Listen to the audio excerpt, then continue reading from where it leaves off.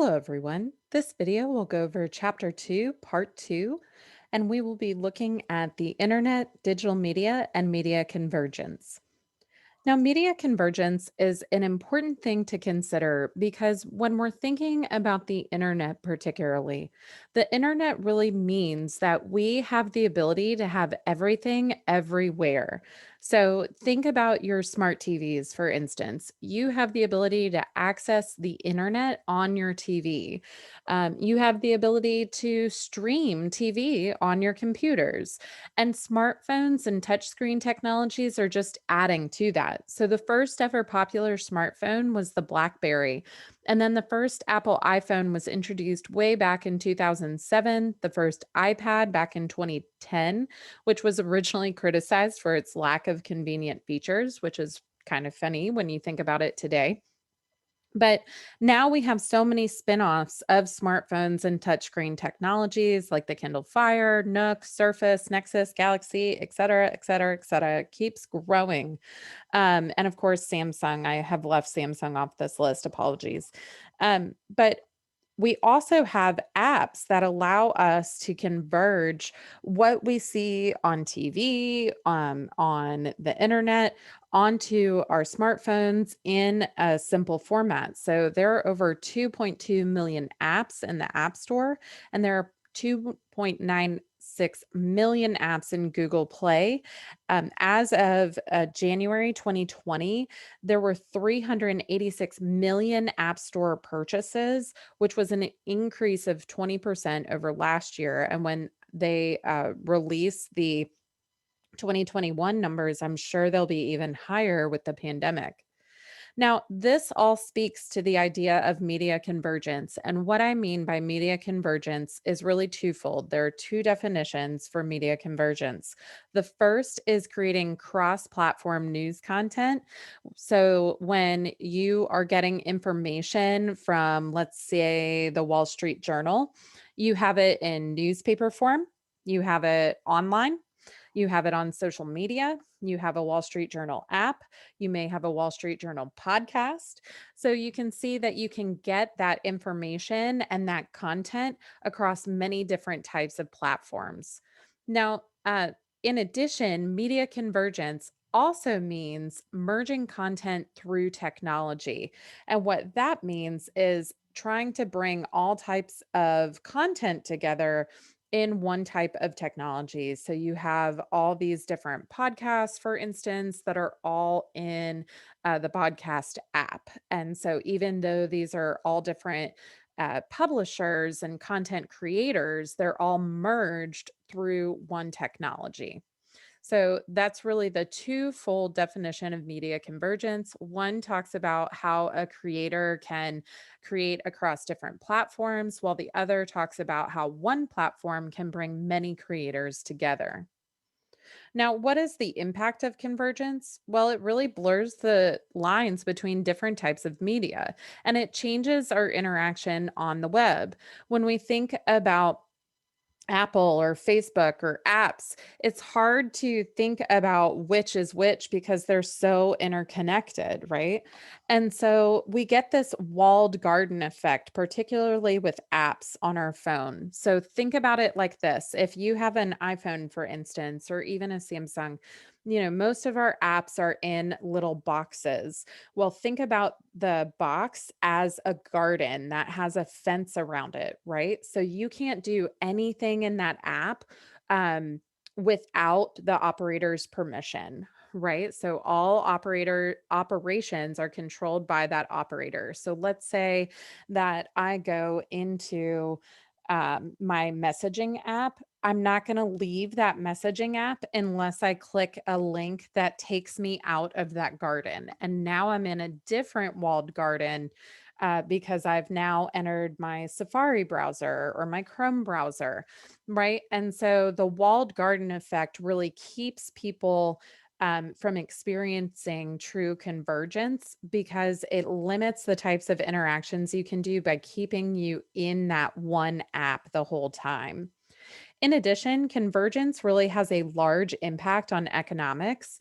So when you think about Napster versus iTunes for music, These are platforms that really changed the game for music because although the music industry relied very heavily on physical discs or CDs for music or even records back in the day, Napster and iTunes were able to bring music across many different types of platforms. And now we even have streaming through Spotify and other technologies. Amazon was able to bring all different types of books into a digital format, and that changed the game for the publishing industry. Apple and Amazon are producing their own content for television now. And so you can see that all of these different ways of media convergence affects the business of these different types of mass communication. So, music has been changed, books have been changed, television, movies, radio, podcast, all of these different types of mass communication are changed through the impact of media convergence. And a lot of that started with the birth of the internet. Now, Netflix says it streams 100 million hours of programming on US televisions every single day. And this was before COVID-19.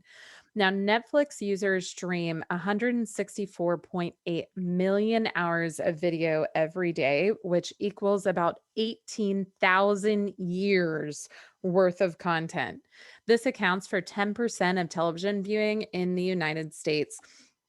And so you can see that by bringing all different types of television and movies together through streaming platforms like Netflix, we're really changing the ways that we consume media as well, because we probably never would have watched this much television or movies without Netflix. Now, the semantic web seems like a very complicated topic, but it's really not. It talks about the study of meaning and creating a meaningful, organized web experience.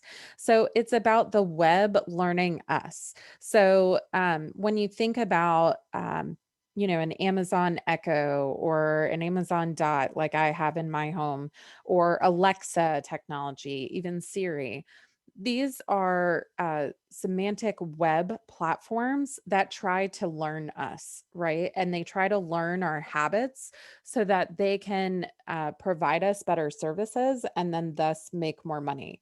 For instance, I asked my Amazon Dot the other day what the weather was, and she replied back that it was raining. And she said, "Do you need me to shop for a rain jacket for you?" And I was like, no, that's super creepy." But this is the future of the World Wide Web, where the web will start making connections for us and even anticipate our shipping needs, which is something that Amazon is currently working on.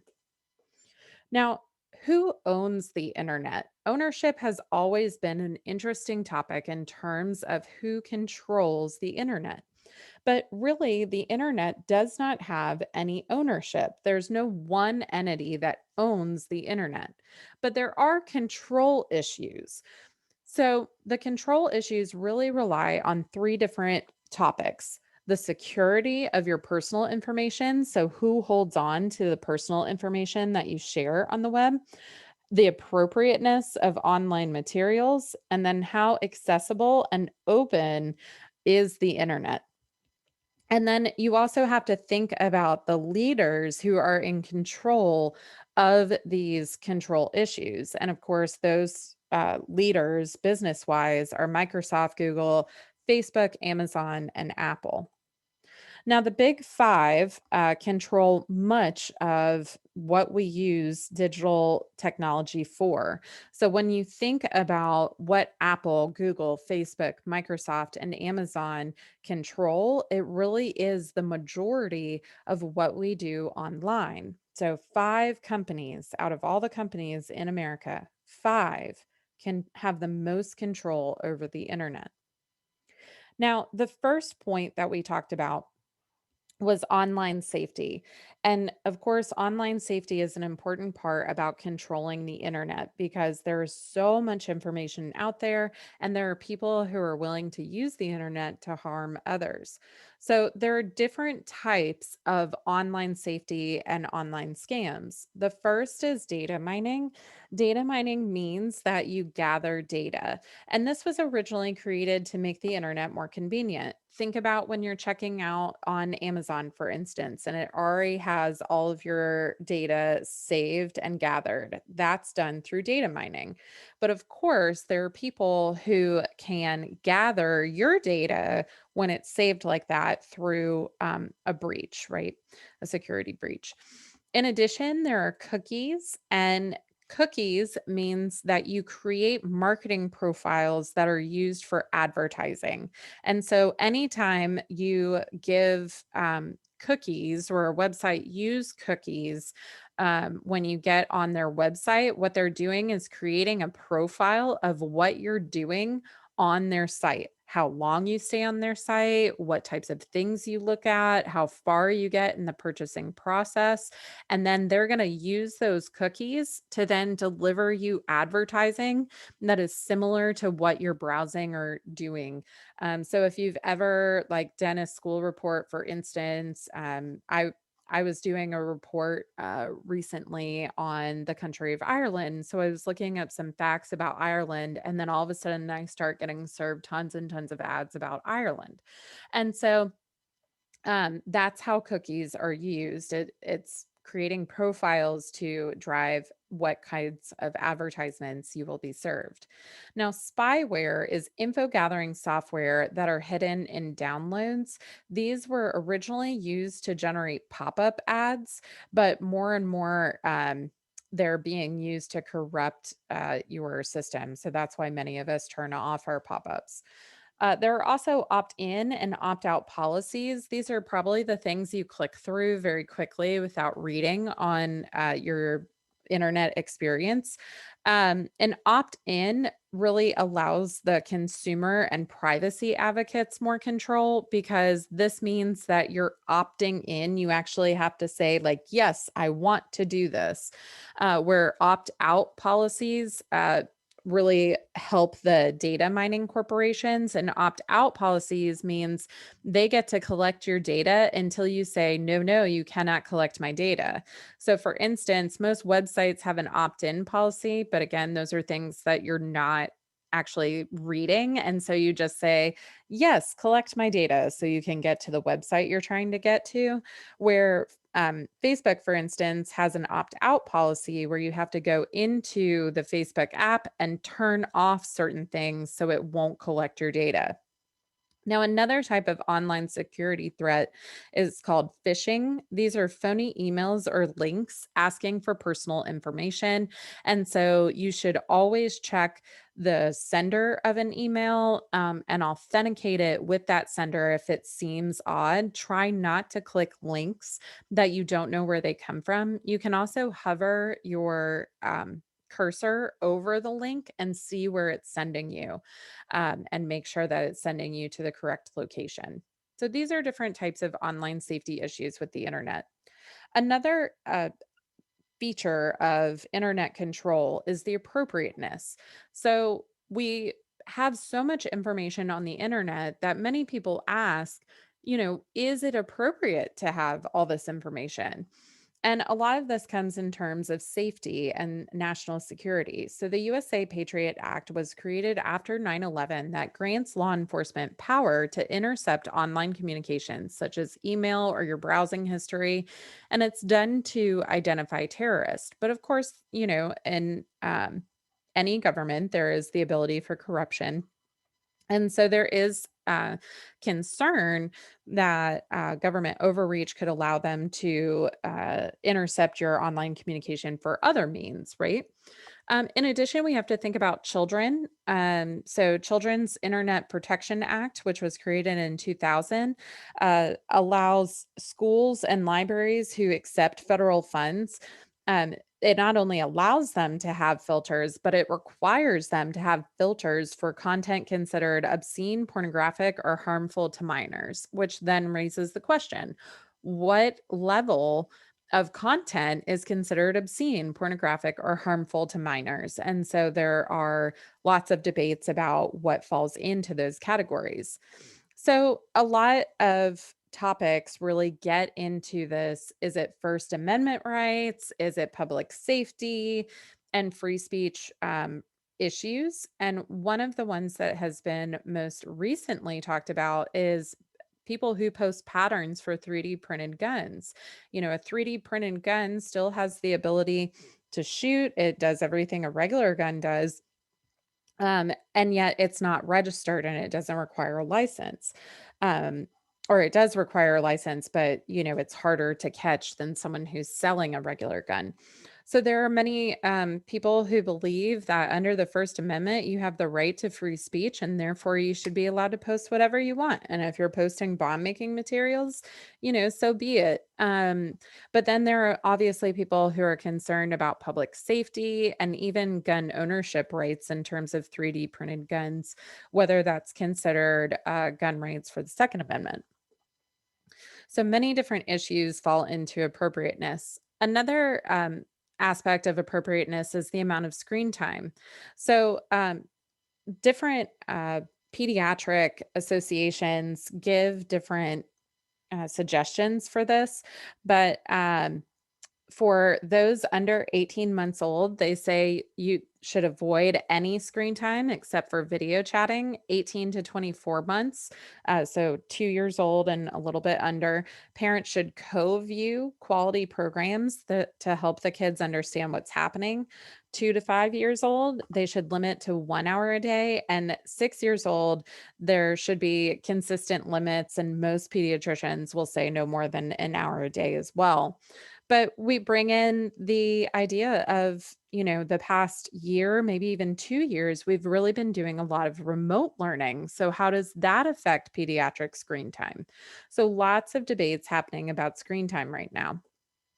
In addition, we have internet addiction. Uh, a research study done in 2017 estimated internet addiction to be at 2%, where people were so addicted to their use of the internet that they couldn't stop, even if they wanted to.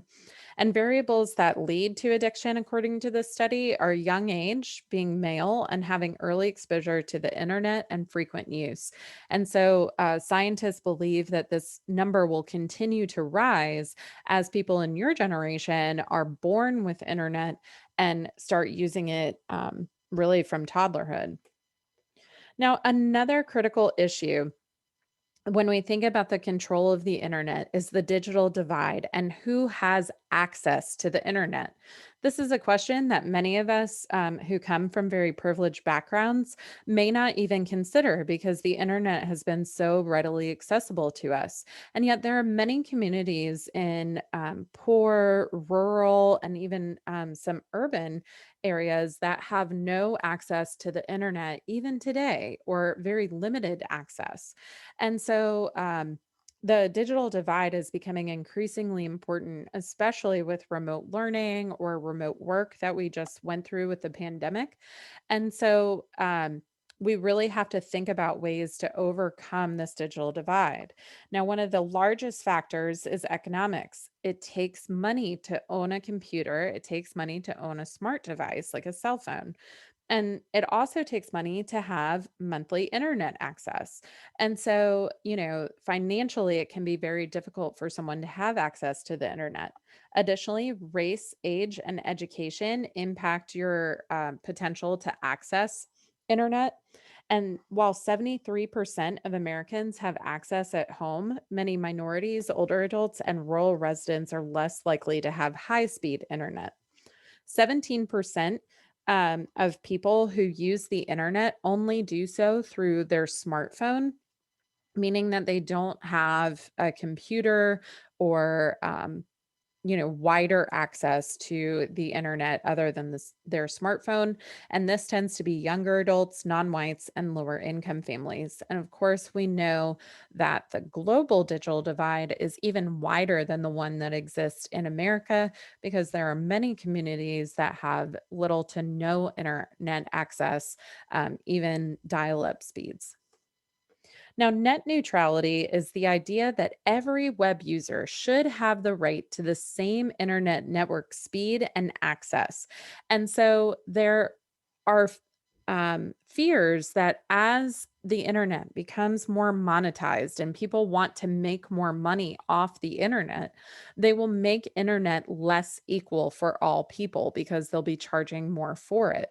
And so the idea of net neutrality is that you should not be penalized for lower speeds, by not paying for higher speed internet. And so there are many companies that are in favor of net neutrality and making it equal, of having the same network speed and access available to everyone. And these are companies like Google, Yahoo, Amazon, Facebook, and Skype, while those against are really those who provide internet, right? Time Warner Cable, Comcast, AT&T, and T, and Verizon. So those are companies that are against net neutrality because these are the companies that would make more money by charging for different network speeds and access. While the companies that are in favor, you may notice, are those that would benefit from having more users online. And so net neutrality continues to be a very controversial issue and something that people need to consider. Again, those companies that are against net neutrality control 98% of broadband connection.